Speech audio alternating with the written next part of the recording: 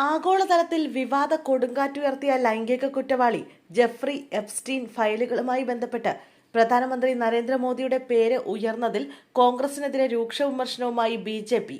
മോദിക്കെതിരെ കോൺഗ്രസ് വ്യാജ പ്രചരണം നടത്തുകയാണെന്ന ആരോപണവുമായി ബി.ജെ.പി. വക്താവും എം.പിയുമായ സംബിത് പത്ര രംഗത്തെത്തി.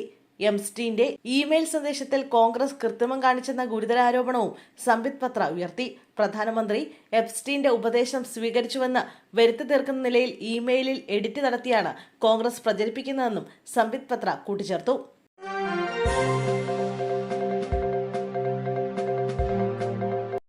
റിപ്പോർട്ടർ ടിവിക്കെതിരെ നോട്ടീസ് അയച്ച കിറ്റക്സ് എം.ഡി. സാബു എം. ജേക്കബ് 250 കോടി രൂപ നഷ്ടപരിഹാരം ആവശ്യപ്പെട്ടാണ് നോട്ടീസ്.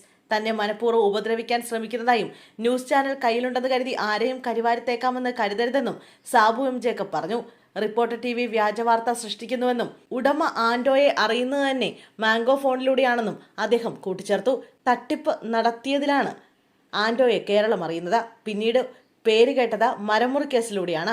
മാസങ്ങളോളം ശിക്ഷ കഴിഞ്ഞ് പുറത്തിറങ്ങി ന്യൂസ് ചാനൽ ഏറ്റെടുത്തു. ഒരു ചാനലിലിരുന്ന് തന്നെ മോശമാക്കാൻ ശ്രമിക്കുന്നുവെന്നും പറയുന്നത് വസ്തുതാവിരുദ്ധമായ കാര്യങ്ങളെന്നും സാബു എം. ജേക്കബ് പറഞ്ഞു.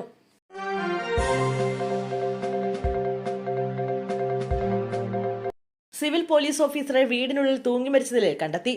കോവളം വെള്ളാർ സ്വദേശി അഖിലിനെയാണ് മരിച്ച നിലയിൽ കണ്ടെത്തിയത്. കിടപ്പുമുറിയുടെ ഫാനിൽ ബെഡ്ഷീറ്റ് ഉപയോഗിച്ച് കെട്ടിത്തൂങ്ങിയ നിലയിലായിരുന്നു മൃതദേഹം കണ്ടെത്തിയത്. 2.5 വർഷം മുമ്പ് പോലീസിൽ പ്രവേശിച്ച അഖിൽ തിരുവനന്തപുരം AR ക്യാമ്പിലായിരുന്നു.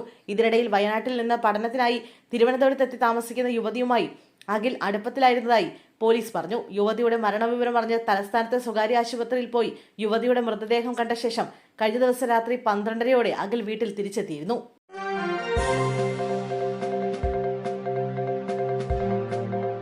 സംസ്ഥാന സർക്കാർ ജീവനക്കാരുടെയും പെൻഷൻകാരുടെയും ആരോഗ്യ ഇൻഷുറൻസ് പദ്ധതി മെഡിസെപ്പിന്റെ 2ാം ഘട്ടം നാളെ മുതൽ പ്രാബല്യത്തിൽ വരും.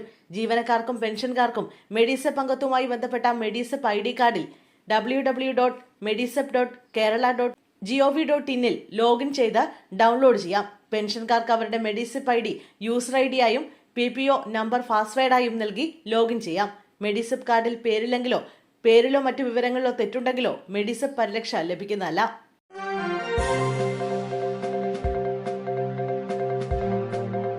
ജനുവരിയിൽ റെക്കോർഡ് വരുമാനവുമായി ചരിത്രം കുറിച്ച് KSRTC ബജറ്റ് ടൂറിസം. 29-ാം തീയതി വരെയുള്ള കണക്ക് പ്രകാരം ഈ മാസം ലഭിച്ചത് 6.18 കോടി രൂപയാണ്. പ്രതിമാസ കളക്ഷൻ 6 കോടി കടക്കുന്നത് ഇതാദ്യമാണ്.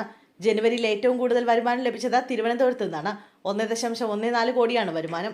2021 ആരംഭിച്ചത് മുതൽ ഇതുവരെ ബജറ്റ് ടൂറിസത്തിന് ലഭിച്ചത് 106 കോടി രൂപയാണ്.